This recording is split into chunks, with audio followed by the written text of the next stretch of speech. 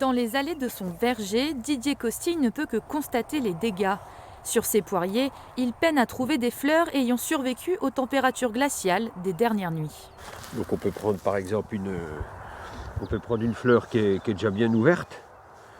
Donc si on coupe ici, on enlève, on voit bien que là c'est tout noir, quoi. Donc là le pistil est gelé, voilà. Ces fleurs ne donneront donc pas de fruits. Même constat pour les cerisiers de Fougerolles, matière première du kirsch du même nom. Dans cette exploitation, on craint une année blanche.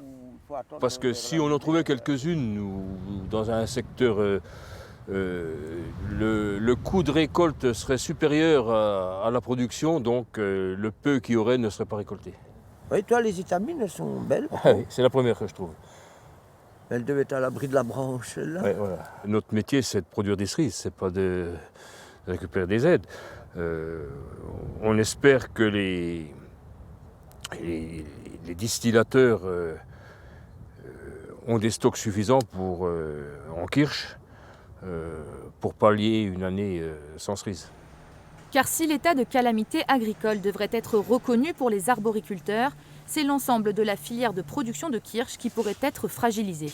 Alors l'impact principal, évidemment, on l'attend avec du décalage parce que nous, on va voir comment se passent les prochains jours, mais on pense qu'on va avoir une récolte qui va être quasiment anéantie.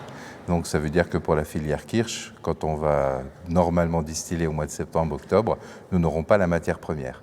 Les producteurs espèrent que les gelées prévues la semaine prochaine se montreront plus clémentes, dans l'espoir de sauver quelques bourgeons.